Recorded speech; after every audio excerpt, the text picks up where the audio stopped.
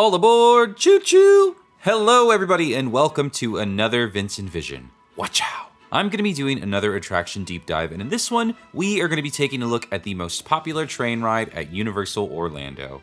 The High in the Sky Seuss Trolley Train Ride. Just kidding, we are walking through platform 9 3/4 to talk about the Hogwarts Express, one of the most popular and most visited attractions at Universal. Did you know that the train can take over 30,000 riders a day?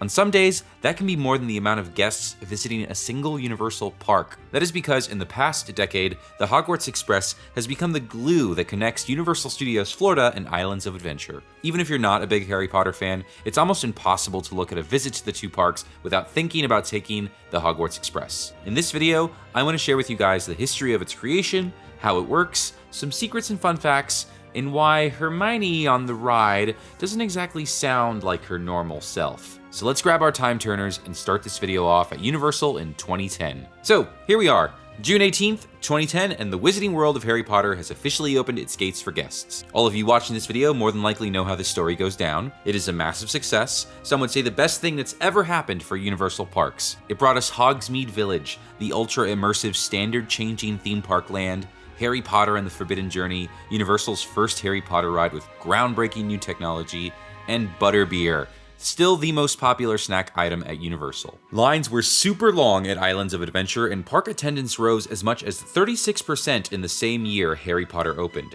That is a very big deal. General Electric, the company in charge of Universal at the time, didn't want to invest money in the parks, but they couldn't ignore the big win that was grabbing the rights to this brand new franchise. So they pulled $265 million out of their pocket to create Hogsmeade Village, and I'd say it worked out very well for everyone involved. Now, I think that the success of the first Harry Potter land was a little bit unexpected, because I also think it's clear to see that Hogsmeade was a bit of a Hail Mary throw for Universal. The land itself is a little bit of all the essential Harry Potter experiences. You know, there's an Ollivander's wand shop in Hogsmeade, even though in the books it only exists in Diagon Alley. The Hogwarts Express was conveniently parked right in front of the village entrance for photo ops, and even Forbidden Journey was sort of a greatest hits ride featuring monsters and moments from all the Harry Potter books. This land was built with the idea that Universal may only get to do this once, and thank goodness it was as loved as it was, because that allowed Comcast and Universal to focus on creating the next phase of the Wizarding World of Harry Potter. Now, what would that next phase be? Where would it be?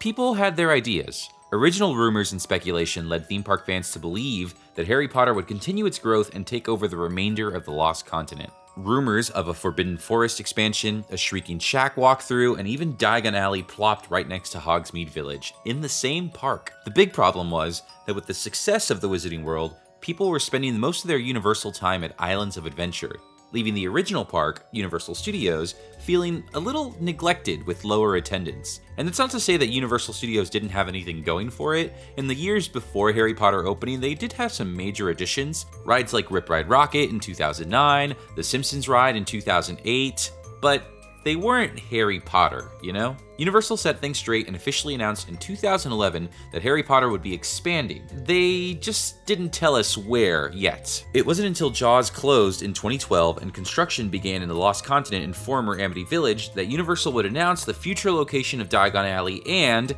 the Hogwarts Express. This would be a first for Universal, a ride that would require a 2-park ticket because it was also transportation between the studios and islands. The Islands of Adventure train station would be right next to the arches of Hogsmeade Village. Finding some clips of this area, it's interesting to see how different it is now compared to before. The Lost Continent went all the way up to the entrance of Harry Potter, giving it this really condensed feeling. Now, the area is more open, and you get a much clearer transition to the Wizarding World, with these rocks symbolizing the barrier between the Muggle world and the Wizard world. Over at Universal Studios Florida, King's Cross Station would stand at the former entrance to Amity Village, home of Jaws. This is a Google Maps image from 2008 that shows you a rough idea of what it replaced in the park.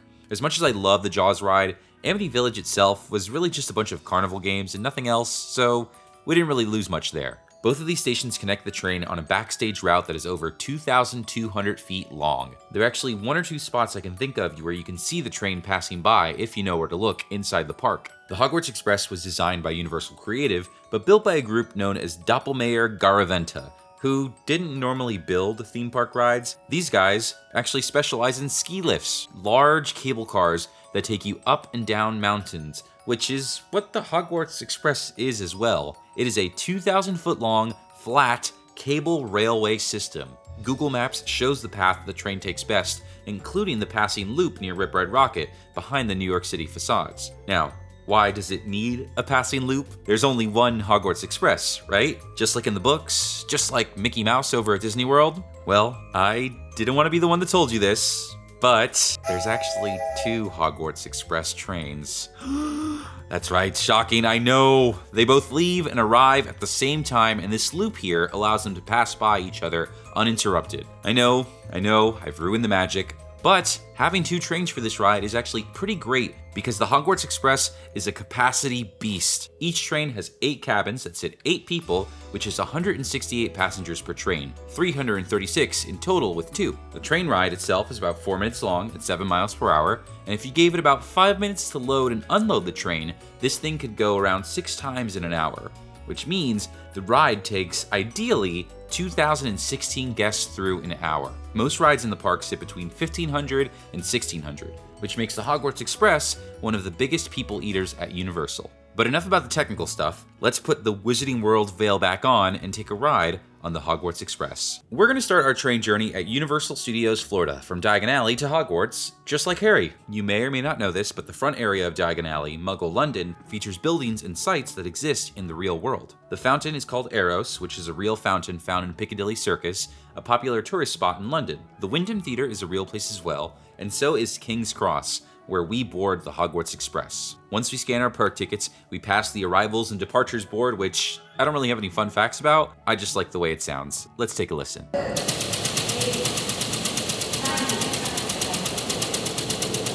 As you're heading down the tunnel towards the train station, you might notice some advertisements showing off different London sites. If you look down on the bottom of the posters, it says display until further notice PRO 722. This is a reference to Project 722, which was the original name for the creation of Diagon Alley and the Hogwarts Express. I actually only really noticed this on the day that I was filming these clips.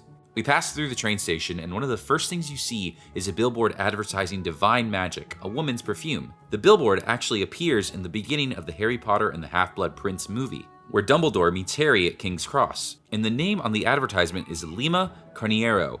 It's actually 2 different references. Lima being the second half of Mina Lima, the studio who designs all of the iconic Harry Potter graphics and designs you see in the movies, the theme park lands. They do pretty much all of that stuff. And the second is Mauricio Carnero, an artist who works with Mina Lima and was the costume illustrator for 5 of the Harry Potter movies, including Half-Blood Prince, where this billboard originally appears. We continue through the train station and pass one of my favorite features of the queue, the snack stand, like it's a real train station. This isn't always open, but if it is and there's a long line, don't hesitate to get yourself a little snack or drink because the Hogwarts Express is one of the only rides at Universal that you can actually bring food and drink on. I don't know if they sell them anymore, but you used to be able to get these crisp caramel wafers that I loved. I think you can still get them at Publix though. But now it's almost time to head up the stairs and board the train, but first we gotta do something that every Harry Potter fan has dreamed of doing: running through the wall to get to platform 9 3/4. Now, I'll admit, when I first heard the train was going to be a thing, I was very curious to see how they would pull off running through the wall. I thought, oh, maybe it'll be like a mist curtain or something.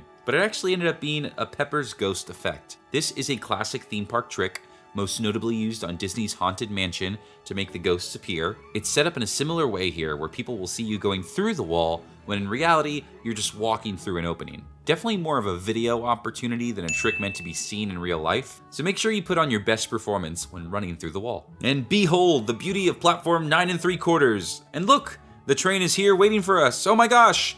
It seems like luggage is getting ready to be loaded on, and wait a minute, is that Harry's owl Hedwig?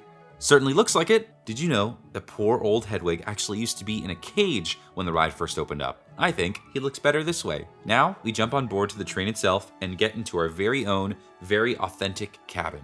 Something to keep in mind with the Wizarding World of Harry Potter here at Universal is that almost all of it is designed in very close collaboration with the production designers of the films, particularly a gentleman named Stuart Craig. He worked with Universal in bringing both Hogsmeade, Diagon Alley, and the train to life, and his name is actually on the window in every cabin. With his help and influence, the cabin you sit on in the train is almost nearly identical to the cabins from the movies. The windows inside the cabins work exactly how you'd imagine. There's screens that are being projected from behind. There's a space that you can't see from the side you board the train. What's pretty cool too is that the door glass is also a screen, and there are small projectors in the hallway that you actually can see that project onto the glass as you're riding the train. The train windows actually darken once the train leaves the station so you can see the screens better. You depart King's Cross Station on your way to Hogwarts with music composed for the ride by the London Symphony Orchestra. As soon as you're leaving the station, you might notice a tall Fabergé egg-shaped building. That is a real building in London called the Gherkin. Wow, it's like you're really there. You see an owl fly by with a Hogwarts letter, and some Death Eaters apparating through the sky to a secret meeting place. Then you look down the hallway and learn that you aren't alone on the train, and that none other than the famous trio are riding with you. Harry Potter, Ron Weasley, and wait a minute, that is not Emma Watson. We're gonna break off from the ride experience here for a second to get into something that people always mention with this ride. It is the fact that Hermione on the train is clearly not voiced by Emma Watson. And there is a reason for this. Harry Potter and the Forbidden Journey, the first Harry Potter ride, opened in 2010, but planning and production went all the way back to 2007. At the time, the main cast was also filming The Half-Blood Prince. It's not uncommon for actors in big movie franchises like this to have some sort of theme park clause that makes them obligated to film scenes and dialogue for any theme park plans. And usually, the quickest and easiest way to accomplish this is to film during movie production. Another ride that did this was Guardians of the Galaxy Cosmic Rewind at Epcot, where the actors filmed their scenes for the ride while they were filming Volume 3. So with theme parks being part of the contract, Universal was able to get the big three on camera. Daniel Radcliffe and Emma Watson are featured heavily on Forbidden Journey, and you even got Michael Gambon as Dumbledore in the queue and on the ride. This all happened while the actors were still under contract. Daniel, Rupert, and Emma have given 10 years of their life to Harry Potter, a franchise that made them superstars, so when filming concluded with the Deathly Hallows Part 2, Daniel and Emma were ready to leave it behind and distance themselves as much as they could from Harry Potter. Because of this, when it was time to film scenes for the Diagon Alley expansion, Universal had to ask them if they were interested in doing it, and the answer was a big fat no. We got tons of others to return though. Ralph Fiennes as Voldemort, Helena Bonham Carter as Bellatrix, Domhnall Gleeson as Bill Weasley, and even Rupert Grint returned to play Ron for Escape from Gringotts and a quick cameo on the train. But not having two out of the three main characters led to some compromises. Harry and Hermione would appear very far away and out of view on the Gringotts ride, and Harry's quick lines on the Hogwarts Express would be audio grabs from the movie. Rupert did everything he needed to do, but for Hermione, who would have more dialogue, Universal hired a voice actor to do her best Emma Watson impression, and unfortunately, I don't really think she stuck the landing. It's getting dark out there. Let's find a compartment. Could use a snack. Where's the food tray? Barney, can't you conjure up some pumpkin pasties? Food is the first of the 5 principal exceptions to Gamp's law of elemental transfiguration. Yeah, people ragged on this voice for many, many years. The Hermione character has such a distinct voice that anyone that isn't Emma Watson doing it just sounds like a parody. It wasn't until 2024 that the voice was replaced by AI, and it sounds a little better. Barney, can't you conjure up some pumpkin pasties? Wrong. Food is the first of the 5 principal exceptions to Gamp's law of elemental transfiguration. Do you know what she's talking about? Now, me personally, I understand wanting to distance yourself from Harry Potter, but I think if someone were to offer me $100,000 to record a few lines of dialogue explaining Gamp's law of transfiguration, I would happily do it. Which, by the way, let's explain what the heck Hermione is talking about in this scene on the train. So Gamp's law of elemental transfiguration is a magical law that goes over what you can and can't do with transfiguration spells. Basically, what you can and can't conjure out of thin air, one of the 5 principal exceptions being food. You can't just make it appear. Ron, in this scene, wants Hermione to conjure some pumpkin pasties for the long train ride, but she reminds him that she cannot conjure food due to food being one of the 5 principal exceptions to Gamp's law of elemental transfiguration. Do you know what she's talking about? Okay, so now we're back on the train after our little sidebar about Hermione. We continue towards the English countryside. In the rain, we see Malfoy Manor in the distance, some birds forming a skull as they fly, and then the coolest scene on the train happens when we get visited by a Dementor. I had always heard in the original plans for the train there would be in-cabin special effects. So as the Dementor appeared, it would get chilly and fog would appear from under the seats. There are some suspicious looking vents under the seats to support that theory, but Universal Creative probably thought there would be too much going on with those effects, and it would make the train ride experience a lot less relaxing. But we escape the Dementor's clutches thanks to Harry's Expecto Patronum, see Hagrid on his flying bike, and make it to Hogsmeade Village where your Hogwarts adventure awaits. You probably know this already, but there are 2 different rides that play out depending on which side you take the train from. There isn't too much to talk about from Hogsmeade to King's Cross, honestly. You get a lot more characters like Buckbeak, Fred and George, and even Mad-Eye Moody shows up at the end of the train ride, but it's pretty chill compared to the ride from King's Cross. My favorite little moment though, and it's easy to miss, is actually when you ride past Malfoy Manor. Lightning hits a tree and you can see Voldemort before the lightning flashes again and he disappears. A perfect little bit of foreshadowing that suggests you might come face to face with the Dark Lord himself in Diagon Alley. And with that, my friends, we have made it to our stop. Please get all of your personal belongings and disembark the train back at platform 9 3/4. Our journey, just like Harry or any other Hogwarts student, starts and ends with the Hogwarts Express. Thank you guys for watching another Vincent Vision. I hope you guys enjoyed this video. If you are looking for more Universal content like this one, please be sure to like, subscribe, tell your friends, all that good stuff. If you are looking to support me a little extra further, consider joining my Patreon as well. But I am gonna get on out of here. I have got to get some school supplies over at Diagon Alley. So thank you guys for watching another Vincent Vision, and I will see you at the next one. Bye-bye.